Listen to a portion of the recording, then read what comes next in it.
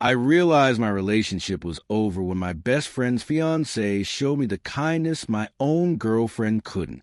My girlfriend of 5 years, Clara, and I had been stuck in a rut for what felt like an eternity.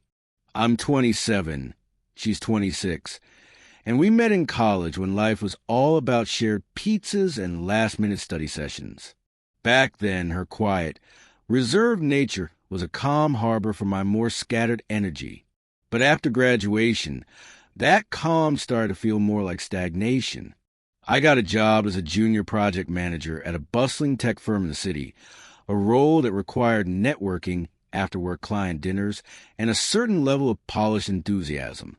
Clara, a talented graphic designer, preferred to work from her apartment, immersing herself in her art, and saw my new professional demands as a betrayal of our simpler life together. The real fissure began when I was paired with a senior project lead, David. He was 32, sharp, incredibly supportive, and we clicked instantly. Our synergy was noticed, and we started landing bigger accounts, which meant even more time together. Easily 50 hours a week. David had been with his fiancée, Naomi, for 8 years, and they were getting married in the fall. He talked about her constantly, not in a bragging way, but with a genuine, warm admiration that was foreign to me. He'd mention how she leaves silly notes in his lunchbox, or how they had a tradition of terrible movie nights every Sunday. Their dynamic, as he described it, was full of a light I couldn't remember ever seeing between Clara and me. I tried to bridge the growing gap. I suggested we all go out for a double date, me and Clara, David and Naomi. I thought meeting this positive force in my life might reassure Clara and even inject some of that energy into us. When I brought it up, Clara's reaction was icy. She set down her sketch pad and looked at me with an expression of pure dismissal. "Why would I want to do that?" she asked, her voice flat. "So I can watch you with your work wife? So I can pretend to be best friends with some stranger you clearly prefer spending time with?" I was floored. Work wife? David? Clara, he's my colleague, and he's engaged. It's just about us having a social life. Together. Your social life, she corrected. Your new life, with your new clothes and your new friends. I don't need to be part of the fan club for a life I didn't sign up for. The argument spiraled.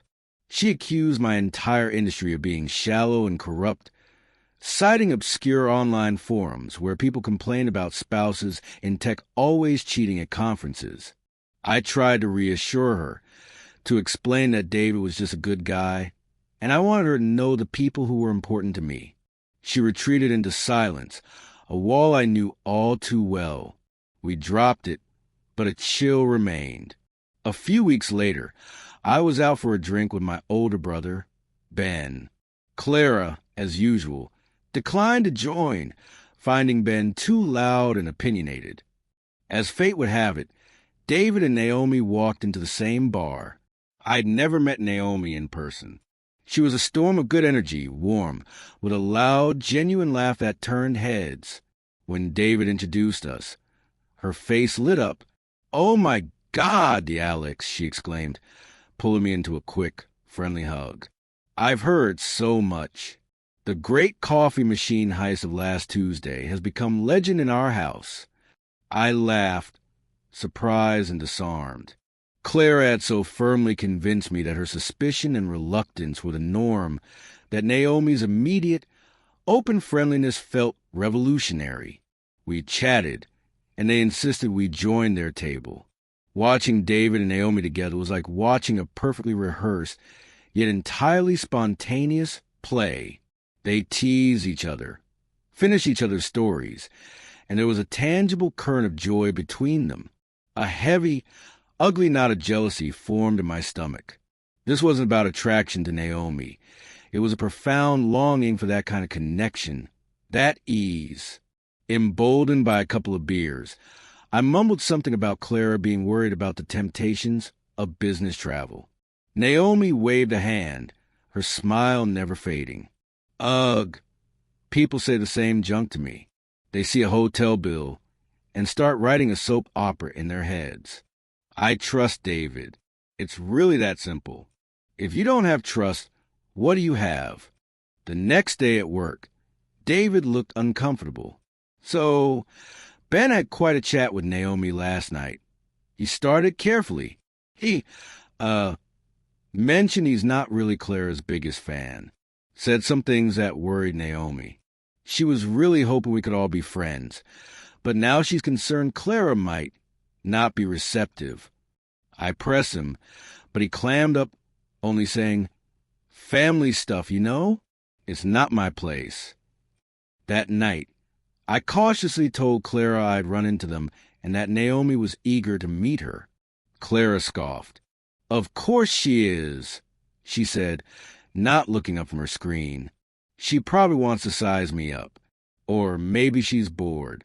I have no interest in performing in someone else's perfect little play. Alex, I'm busy." The final act came on a Wednesday. David and I had a critical, early morning presentation with a client in a city 2 hours away.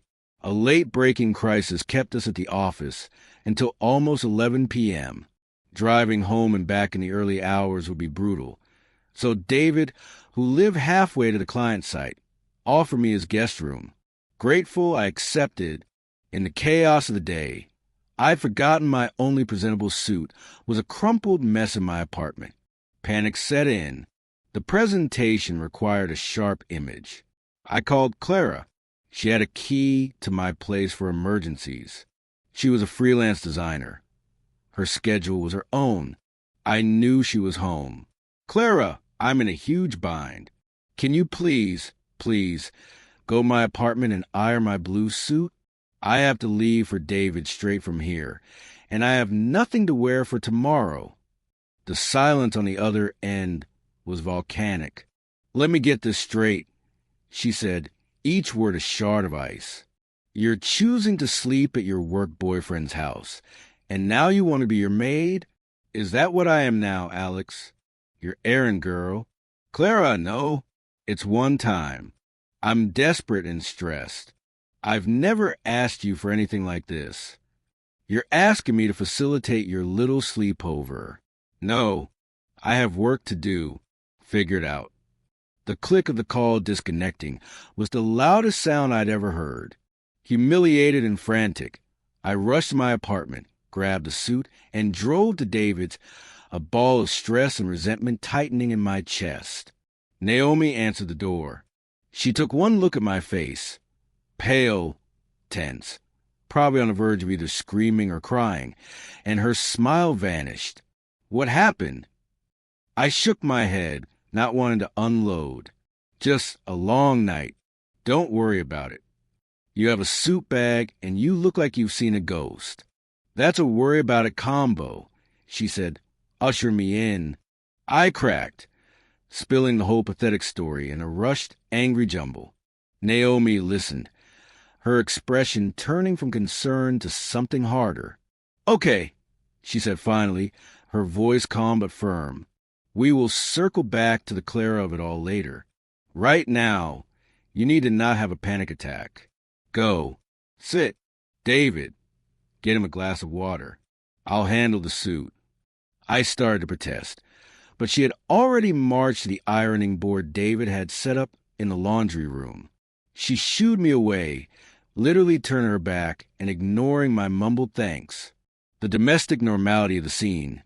David handed me a glass, Naomi expertly steaming the suit, their quiet, coordinated comfort, was a devastating contrast to the cold hostility I'd just experienced.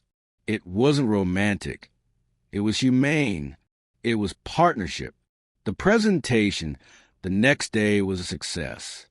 I came back to my empty apartment that evening, exhausted in my soul. I didn't call Clara. For the first time in 5 years, the silence wasn't filled with anxiety about how to fix things, but with a clear, bleak understanding it was already broken. A few days later, on my day off, I made one last effort. I took Clara to her favorite quiet bookstore cafe. Over expensive tea, I tried to speak from a place of concern, not accusation. Clara, I feel like we're drifting into different worlds. I miss you. This tension, the suspicion, it's eating us alive. Can we talk about what you need? What we both need? Instead of meeting me halfway, she detonated. What I need, she hissed, leaning forward. I need you to stop trying to turn us into one of your phony corporate power couples. I need you to see that David is using you, and that Naomi is probably some desperate, lonely woman who gets off on fixing other people's men. I need you to stop being so gullible and come back to reality, our reality. I stared at her. The venom, the bizarre, intricate web of suspicion she woven around two genuinely kind people, was breathtaking. This wasn't just insecurity. It was a fundamental corruption of perspective. The jealousy I'd felt watching David and Naomi had crystallized into a single truth. I didn't want Naomi. I wanted a relationship where kindness was a default, not a transaction, where support wasn't weaponized. We drove back to her place in a silence heavier than any argument. When I pulled up to her building, she didn't move. So that's it? You're just dropping me off? Can't stand to be with me now that you've got your shiny new friends? Clara, I said, my voice tired and final. Please get out of the car.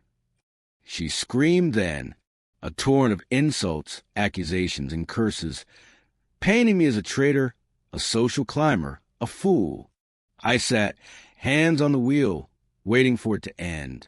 After what felt like an hour, she flung the car door open and slammed it so hard the frame shook. That night, I sent a long, careful, and unemotional text. I didn't blame her. I stated that our visions for life, for partnership, and for basic kindness had become irreconcilably different. I wished her well. The response was a tsunami of rage-filled messages that scrolled for what seemed like miles. I read the first few, felt a surreal detachment, and then blocked her number. In the weeks that followed, the guilt was there, a dull ache for the history we'd shared, but it was overwhelmingly drowned out by a profound sense of relief. The constant walking on eggshells, the pressure to dim my own light to accommodate her shadows, the exhausting justification of every new person or experience. It was over. David and Naomi, to their credit, never pressed for details. When I told them simply that Claire and I had broken up, Naomi just gave my arm a squeeze and said, I'm sorry. That's always hard. But also, welcome to the other side. We're here for you. They included me in their casual, terrible movie nights. And the easy, uncomplicated friendship was a bomb. I didn't jump into dating.